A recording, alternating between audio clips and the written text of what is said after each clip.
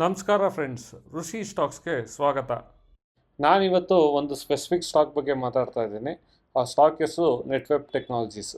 ಎಂತಕ್ಕಪ್ಪ ನೆಟ್ವೆಬ್ technologies ಬಗ್ಗೆ ಮಾತಾಡ್ತಾ ಇದ್ದೀನಿ ಅಂತ ಅಂದರೆ, ನಾವು ಮೊದಲನೇದಾಗಿದ್ದು ಎ ಐ ಸೀರೀಸ್ನ ಶುರು ಮಾಡ್ತಾ ಇದ್ದೀನಿ.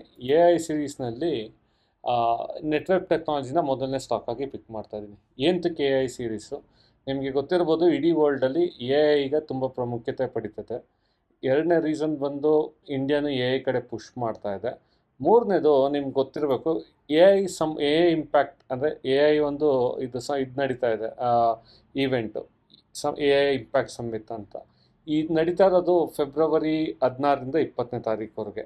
ಸೊ ಇದರಲ್ಲಿ ಏನಪ್ಪ ಅಂತಂದರೆ, ಇಂಡಿಯಾದಲ್ಲಿ ಎ ಐನ ಹೇಗೆ ಡೆವಲಪ್ ಮಾಡಬೇಕು ಅಂತ, ಇದಕ್ಕೆ ತುಂಬ ಕಂಪನೀಸ್ಗಳು ಸ್ಪೆಸಿಫಿಕ್ಕಾಗಿ ಎ ಐ ರಿಲೇಟೆಡ್ ಇರೋದೆಲ್ಲ ಮೀಟ್ ಆಗ್ತಾ ಇದ್ದಾರೆ. ಸೊ ಅವತ್ತು ಡಿಸಿಷನ್ಸ್ ಅಂದರೆ ಕೊಲಾಬ್ರೇಷನ್ಸ್ ಮಾಡ್ಬೋದು ಡಿಫ್ರೆಂಟ್ ಕಂಪನೀಸ್ಗಳ ಜೊತೆ, ಫಾರಿನ್ ವೆಂಡರ್ಸ್ಗಳ ಜೊತೆ ಟೈಅಪ್ ಆಗ್ಬೋದು. ಸೊ ಈ ಥರ ತುಂಬಾ ನ್ಯೂಸ್ಗಳು ಬರ್ಬೋದು. ವೆಯ್ಟ್ ಮಾಡಿ, ಅವತ್ತೇನು ಬರ್ತದೆ ನೋಡ್ಕೊಂಡು ಹೇಳ್ತೀನಿ. ಬಟ್ ನೆಟ್ವೆಬ್ ಟೆಕ್ನಾಲಜಿ ಈಗ ಆಲ್ರೆಡಿ ಇದನ್ನ ಎಕ್ಸ್ಪ್ರೆಸ್ ಮಾಡಿದೆ, ಎ ಐ ಸಮಿಟ್ಗೆ ಹೋಗ್ತೀವಿ ಅಂತ. ಸೊ ನನ್ನ ಹೈಯರ್ ಲೆವೆಲ್ ನೀವು ನೋಡ್ಬೋದು, ಎ ಐ ಸಮಿಟಲ್ಲಿ ಆಲ್ರೆಡಿ ನರೇಂದ್ರ ಮೋದಿ ಅವ್ರ ಸ್ಟೇಟ್ಮೆಂಟು. ಬಟ್ ನನಗೆ ಇಷ್ಟ ಆಗಿದ್ದು ಅಂತಂದರೆ ಇವ್ರು ಅಭಿಷೇಕ್ ಸಿಂಗ್ ಅವ್ರದ್ದು. ಯಾಕೆಂತಂದರೆ ಶ್ರೀಕೃಷ್ಣ ಅವ್ರದ್ದು. ಎಂತಕ್ಕಪ್ಪ ಅಂತಂದರೆ ಇವ್ರು ಹೇಳೋದು ಹೇಗಿತ್ತು ಅಂತಂದರೆ, ಹೇಗೆ ಇದು nuclear technology one of the key factor ಆಗಿತ್ತು ಒಂದು ಜನ್ರೇಷನಲ್ಲಿ, ಎ ಐ ಕೂಡ ಮುಂದೆ ಡೆವಲಪ್ ನೇಷನ್ಗೆ one of the biggest transformative technology ಅಂತ ಹೇಳ್ತಾ ಇದ್ದಾರೆ. ಆ ಥರ ಎಲ್ಲ ಮಿನಿಸ್ಟ್ರುಗಳು, ಅಶ್ವಿನಿ ವೈಷ್ಣವ್ ಅವರು, minister of electronics and I T government, ಇವರು ಅಷ್ಟೇ ಎ ಐದು ಮಿಷನ್ ರಿಲೇಟೆಡ್ಡು ಇದು ಇಂಪಾರ್ಟೆನ್ಸ್ ಬಗ್ಗೆ ವ್ಯಕ್ತಪಡಿಸಿದ್ದಾರೆ. ಸೊ ಎ ಐ ಇಂಪ್ಯಾಕ್ಟ್ ಸಮೇತ ಒಂದು ಇಂಪಾರ್ಟೆಂಟ್ ಈವೆಂಟ್ ಆಗುತ್ತೆ ಇಂಡಿಯಾದು ಎ ಐ ರಿಲೇಟೆಡ್ ಬೂಮ್ ಕಡೆ.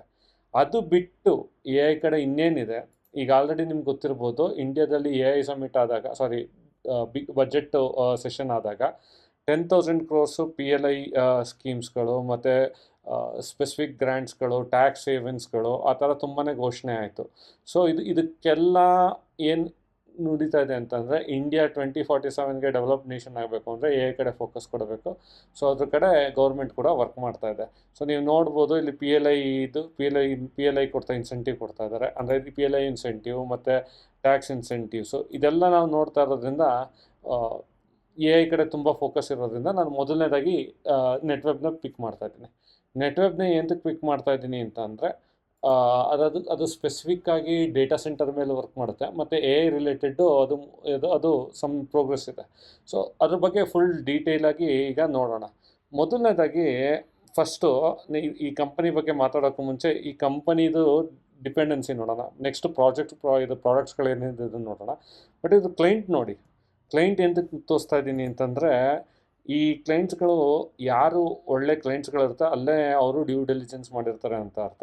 ಸೊ ನೆಟ್ವೆಬ್ ಬಂತು ಅಂದರೆ ತುಂಬಾ ಕಸ್ಟಮರ್ಸ್ಗಳಿದೆ. ಬಟ್ ಕೀ ಕಸ್ಟಮರ್ಸ್ ಬಂದು ಇಸ್ರೋ, HAL ಇದೆ ಗೌರ್ಮೆಂಟ್ ಸೆಕ್ಟರ್ ಬಂದಾಗ, DRDO ಇದೆ, ರೈಲ್ಟೆಲ್ ಇದೆ, ಈ ಥರ ಡಿಫೆನ್ಸ್ ಇದೆ, ಆಯಿತಾ. ಅದೇ ಥರ ಎಜುಕೇಷನಲ್ ಇನ್ಸ್ಟಿಟ್ಯೂಟ್ಸ್ ಮುಂದೆ IISc ಇದೆ, IITs ಇದೆ, ಆಯಿತಾ. BFSI ಅಂದರೆ ಬ್ಯಾಂಕಿಂಗ್ ಸೆಕ್ಟರ್ ಬಂತು ಅಂದರೆ ಸೊಸೈಟಿ ಜನರಲ್ ಇದೆ, NPCI ಇದೆ. ಇದೆಲ್ಲ ಬೀಮು ಅಥವಾ ಫೋನ್ಪೇ ರಿಲೇಟೆಡ್. ನೆಕ್ಸ್ಟು ಸಾಫ್ಟ್ವೇರ್ ಕಂಪನೀಸ್ಗಳಿಗೆ ಬಂತು ಅಂತಂದರೆ ಝೋ ನಿಮಗೆ ರೀಸೆಂಟಾಗೂ ನೆಟ್ವೆಬ್ ಬಗ್ಗೆ ಇನ್ಫಾರ್ಮೇಷನ್ ಬಂದಿತ್ತು. ಯಾವುದು ಅಪ್ಪ ಅಂದರೆ, ಅಟಾರಿ ಆ್ಯಪ್ ಒಂದು ಡೆವಲಪ್ ಮಾಡಿದ್ರು. ಆ ಅಟಾರಿ ಆ್ಯಪು ಡೌನ್ಲೋಡ್ ಮಾಡೋಕ್ಕೆ ನೆಟ್ವೆಬ್ದು ಡೇಟಾ ಸೆಂಟರ್ ಯೂಸ್ ಮಾಡ್ತಿದ್ರು. ಸೊ ಅದು ಒಂದು ನಿಮಗೆ just on on higher level ಹೇಳ್ತೀನಿ. ಇನ್ಫೋಸಿಸ್ಸು ಮತ್ತು HCL ಇದೆಲ್ಲ ಆನ್ ಆನ್ ಹೈಯರ್ ಲೆವೆಲ್ ನೀವು ನೋಡ್ಬೋದು. ಎಲ್ಲ ಸಾಫ್ಟ್ವೇರ್ ಕಂಪ್ನಿಗಳು ಈ ನೆಟ್ವೆಬ್ದು ಸಾಫ್ಟ್ವೇರ್ಗಳನ್ನ ಯೂಸ್ ಮಾಡ್ತಿದ್ದಾರೆ. ಎರಡನೇದು ಇಲ್ಲಿ ನೋಡಿ, 308 ರಿಪೀಟ್ ಕಸ್ಟಮರ್ಸ್. ನಾವು ಯಾವುದೇ ಬಿಸ್ನೆಸ್ ಮಾಡಬೇಕು ಅಂತಂದ್ರೂ ನಮಗೆ ರಿಪೀಟ್ ಕಸ್ಟಮರ್ಸ್ ಬರೋದು ತುಂಬಾ ಇಂಪಾರ್ಟೆಂಟು. ಸೊ ಅದು one of the important factor. ಮತ್ತು 9.7% ಕಸ್ಟಮ್ ಆಕ್ಸಲೇಷನ್ CAGR. ಅಂದರೆ ಪ್ರತಿ ಇದರಿಂದನೂ ನಮಗೆ ಗ್ರೋತು 9.79% ಅಷ್ಟು ಇದೆ. ನಾವೀಗ ಇವ್ರದ್ದು ಪ್ರಾಡಕ್ಟ್ಸ್ಗಳು ರೆವೆನ್ಯೂ ಬ್ರೇಕ್ ಡೌನ್ ಮಾಡೋಣ, ಯಾವುದ್ಯಾವುದು ಹೇಗಿದೆ ಅಂತ. ಮೊದಲನೇದಾಗಿ ಐ ಪರ್ಫಾರ್ಮೆನ್ಸ್ ಕಂಪ್ಯೂಟಿಂಗ್ ಅಂತ ಅಂದರೆ, ನೀವು ಸೂಪರ್ ಕಂಪ್ಯೂಟರ್ಸ್ ಲೆವೆಲ್ಗೆ ಬರುತ್ತೆ. ಸೊ ಸೂಪರ್ ಕಂಪ್ಯೂಟರ್ಸ್ಗೂ ನಮ್ಮ ಲ್ಯಾಪ್ಟಾಪು ಅಥವಾ ನಾವು ಫೋನ್ ಯೂಸ್ ಮಾಡ್ತೀವಿ ಅನ್ನೋದ್ರೆ, ಇದಕ್ಕೂ ಏನಪ್ಪ ಡಿಫ್ರೆನ್ಸು ಅಂತಂದರೆ, ನಾವು ಯೂಸ್ ಮಾಡೋ ಲ್ಯಾಪ್ಟಾಪು ಒಂದು ಸೊಳ್ಳೆಗೆ ಸಮ ಅಂತ ಅಂದ್ಕೊಳ್ಳಿ. ಈ ಹೈ ಪರ್ಫಾರ್ಮೆನ್ಸ್ ಕಂಪ್ಯೂಟರು ಆನೆಗೆ ಸಮ ಅಂತ ಅಂದ್ಕೊಳ್ಳಿ, ಅಷ್ಟು ಡಿಫ್ರೆನ್ಸ್ ಇರುತ್ತೆ. ಅದೆಂತಕ್ಕಪ್ಪ ಯೂಸ್ ಆಗುತ್ತೆ ಅಂತಂದರೆ, ನಿಮಗೆ ಮಿನಿಸ್ಕ್ಯೂಲ್ ಡೀಟೇಲ್ ಬೇಕು ಅಂತಂದ್ರೂ ಅದರಲ್ಲಿ ನೀವು ಯೂಸ್ ಮಾಡ್ಬೋದು. ಆಟೋಮಿಕ್ ಟೈಮ್ ಅಂತ ಬರುತ್ತೆ. ಸೊ ಇದೆಲ್ಲ ಬ್ಯಾಂಕಿಂಗು ಮತ್ತು ಈ ಮೇನ್ ಕ್ಯಾಲ್ಕುಲೇಷನ್ಸ್ಗೆ ತುಂಬಾ ಯೂಸ್ ಆಗುತ್ತೆ. ಸೊ ಇದು ಹೈ ಪರ್ಫಾರ್ಮೆನ್ಸ್ ಕಂಪ್ಯೂಟಿಂಗ್ ಕಡೆ ಒಂದು ಬಿಸ್ನೆಸ್ ಇದೆ. ನೀವು ಇಲ್ಲಿ ನೋಡ್ಬೋದು, ಇಯರ್ ಆನ್ ಇಯರು 57.90% ಗ್ರೋತ್ ಇದೆ. ಮತ್ತು ಇದು ರೆವೆನ್ಯೂ ಶೇರ್ 35% ಇದ್ರಲ್ಲಿ ಕಾಂಟ್ರಿಬ್ಯೂಟ್ ಮಾಡುತ್ತೆ.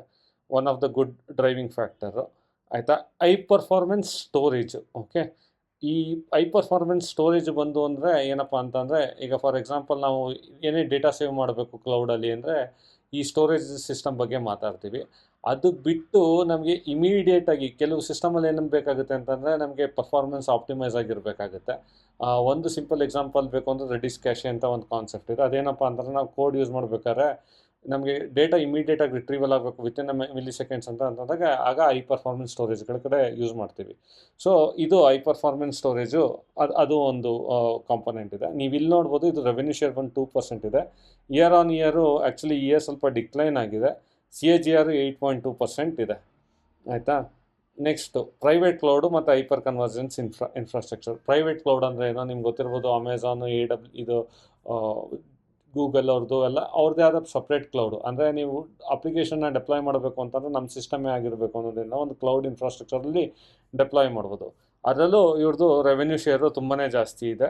CAGR ಬಂದು 103% ಗ್ರೋ ಆಗ್ತದೆ, ವಿಚ್ ಇಸ್ ವೆರಿ ಗುಡ್. ಇಲ್ಲಿ ನೋಡ್ಬೋದು, 35% ರೆವೆನ್ಯೂ ಶೇರ್ ಇದೆ. ಇದು ಹೈ ಪರ್ಫಾರ್ಮೆನ್ಸ್ HPC ಕಂಪ್ಯೂಟಿಂಗು ಮತ್ತು ಪ್ರೈವೇಟ್ ಕ್ಲೌಡು ಎರಡು ಕಡೆನೂ CAGR ಗ್ರೋತ್ ರೇಟು ತುಂಬಾ ಚೆನ್ನಾಗಿದೆ. ಡೇಟಾ ಸೆಂಟರ್ ಸರ್ವರ್ಸು ಇದ್ರದ್ದು ನಮಗೆ ರೆವೆನ್ಯೂ ಶೇರ್ಸ್ ನೀವು ನೋಡ್ಬೋದು ತುಂಬಾ ಕಡಿಮೆ ಇದೆ. ಬಟ್ CAGR ಬಂದು 15.7% ಗ್ರೋ ಆಗ್ತಾಯಿದೆ. ನಾನು ನೆಕ್ಸ್ಟ್ ಮಾತಾಡಬೇಕಾಗಿರೋ ನೆಕ್ಸ್ಟ್ ಇಂಪಾರ್ಟೆಂಟ್ ಪಾಯಿಂಟು AI. ನೋಡಿ, AI ರಿಲೇಟೆಡು ವರ್ಕ್ ಮಾಡ್ತಾ ಇದ್ದಾರೆ. ಸೊ ಇವ್ರು ನೋಡ್ಬೋದು, ರೆವೆನ್ಯೂ ಶೇರ್ ಬಂದು 10% ಇದ್ದಿದ್ದು ಈಗ 15% ಆಗಿದೆ. ಸೊ ಇವ್ರದ್ದು ರೆವೆನ್ಯೂನಲ್ಲಿ ಕಾಂಟ್ರಿಬ್ಯೂಟ್ ಮಾಡ್ತಾಯಿದೆ. ನೆಕ್ಸ್ಟ್ ಇಂಪಾರ್ಟೆಂಟ್ ಪಾಯಿಂಟು CAGR ನೋಡಿ 91% ಗ್ರೋತ್ ಆಗ್ತದೆ. ಎಕ್ಸ್ಪೊನೆನ್ಷಿಯಲ್ ಗ್ರೋತ್ ನಡೀತಾ ಇದೆ. ಸೊ ಇದು one of the key factor, ಇದು AI ರಿಲೇಟೆಡ್ ವರ್ಕ್ ಮಾಡ್ತಾ ಇದೆ ಅನ್ನೋದು ಇಂಡಿಕೇಟ್ ಮಾಡೋಕ್ಕೆ, ಆಯಿತಾ. This is one of the thing ನಾವು ಇದು ಕನ್ಸಿಡರ್ ಮಾಡೋಕ್ಕೆ. ನೆಕ್ಸ್ಟು ಹೋಗೋಣ, ಇವ್ರದ್ದು ಕ್ಲೈಂಟ್ ಬಗ್ಗೆ ಆಲ್ರೆಡಿ ಮಾತಾಡಿದ್ದೀನಿ. ಇವ್ರದ್ದು ವಿಷನ್ ಏನು ಮತ್ತು ಹೇಗಿದೆ ಅನ್ನೋದ್ರ ಬಗ್ಗೆ ಡಿಸ್ಕಸ್ ಮಾಡೋಣ. ಅಂದರೆ ಇವ್ರದ್ದು ಒಟ್ಟು 18 ಕಡೆ ಬ್ರಾಂಚಸ್ ಇದೆ ಇದರಲ್ಲಿ, ಇಂಡಿಯಾದಲ್ಲಿ. ಸೊ ಎಲ್ಲೆಲ್ಲಿದೆ ಅನ್ನೋದೆಲ್ಲ ನೀವು ನೋಡ್ಬೋದು. ಅದರಲ್ಲಿ 3 R&D ಸೆಂಟರ್ಸ್ಗಳಿದೆ, ಫರೀದಾಬಾದು, ಹೈದರಾಬಾದ್, ಗುರ್ಗಾಂವಲ್ಲಿ. ಈ last year 500+ HPC high performance computing installations ಮಾಡಿದ್ದಾರೆ. 50+ ಪ್ರೈವೇಟ್ ಕ್ಲೌಡ್ ಇನ್ಫ್ರಾಸ್ಟ್ರಕ್ಚರ್ ಇದು ಮಾಡಿದ್ದಾರೆ. 5000+ exam GPU based AI system. ನೋಡಿ, again this is AI related growth ಎದ್ದು ಕಾಣಿಸ್ತಾ ಇದೆ, ಆಯಿತಾ. ಪ್ಲಸ್ ಇವರು 2300+ ಕಸ್ಟಮರ್ಸ್ಗೆ ಸರ್ವಿಸ್ ಮಾಡ್ತಾ ಇದ್ದಾರೆ.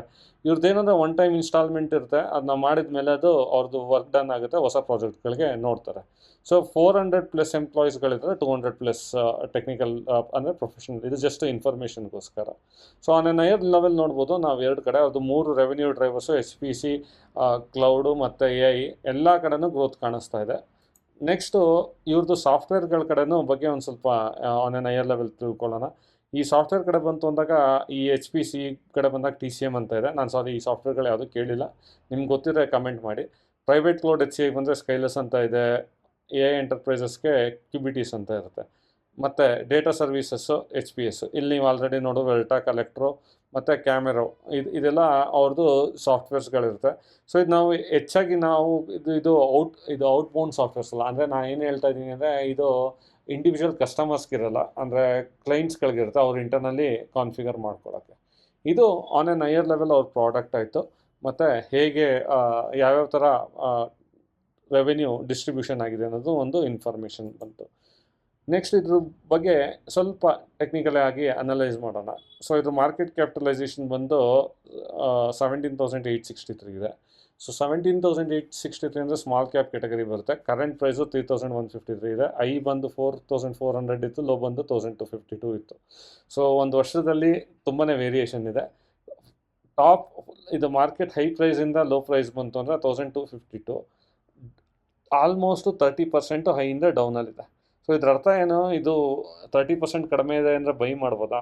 ಅಲ್ಲಿ ಒಂದು ಕ್ಯಾಚ್ ಇದೆ ನನ್ನ ಪ್ರಕಾರ. ಏನಪ್ಪ ಅಂದರೆ ನೀವು ನೋಡಿ ಸ್ಟಾಕ್ ಪಿ ಇ ಬಂದು 100 ಇದೆ. ಸ್ಟಾಕ್ ಪಿ ಇ 100 ಅಂತ ಹೇಳಿದ್ರೆ ಏನರ್ಥ ಅಂದರೆ ಇದು ಸ್ವಲ್ಪ ಸ್ಟಾಕ್ ಬಂದು ಹೈಯರ್ ಇವ್ಯಾಲ್ಯೂಯೇಷನ್ಸಲ್ಲಿ ಟ್ರೇಡ್ ಆಗ್ತಾ ಇದೆ ಅಂತ. ಓಕೆ, ಬಟ್ ಇದು ಜಸ್ಟಿಫೈಯಬಲ್ಲ ಅಂತ ಅನ್ನೋದಕ್ಕೆ ಪಿ ಜಿ ರೇಷಿಯೋ ನೋಡಬೇಕಾಗುತ್ತೆ. ಪಿ ಜಿ ರೇಷಿಯೋ ಅಂತಂದರೆ ಯಾವಾಗ ಗ್ರೋತ್ ಕಡೆ ಫೋಕಸ್ ಇರುತ್ತೆ ಆಗ ಪಿ ಯೂಶಲಿ ಐ ಇರುತ್ತೆ.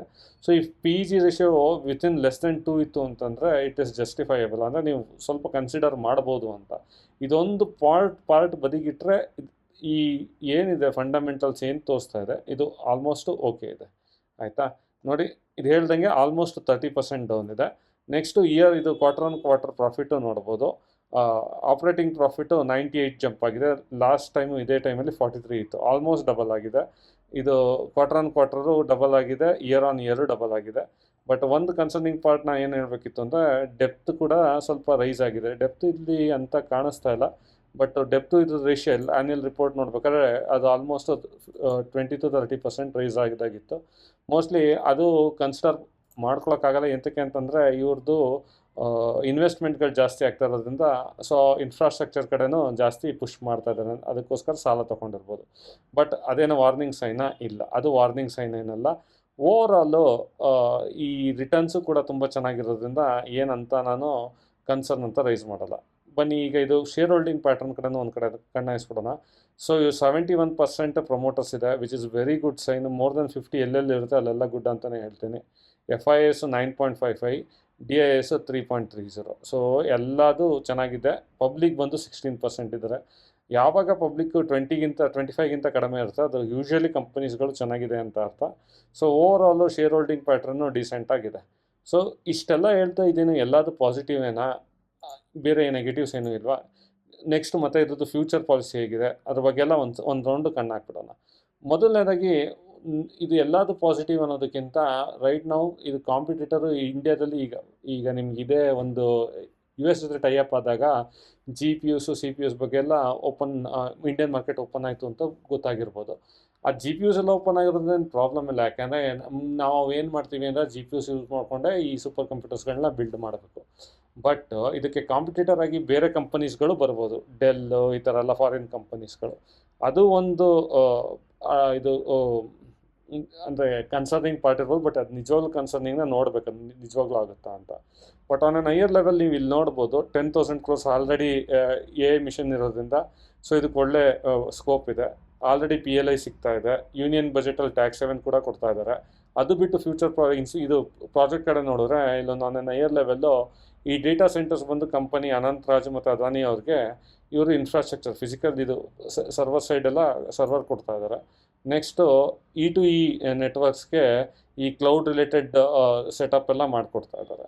ಸೊ ಇವ್ರದ್ದು ಬುಕ್ಕು ಚೆನ್ನಾಗಿದೆ ಅಂತಂದರೆ ನೆಕ್ಸ್ಟು 2026 ಆರ್ಡರ್ ಬುಕ್ ಎಲ್ಲ ಇವ್ರದ್ದು ಆಲ್ಮೋಸ್ಟು ಚೆನ್ನಾಗಿದೆ, ಅಂದರೆ 2,300 crores ಇದೆ.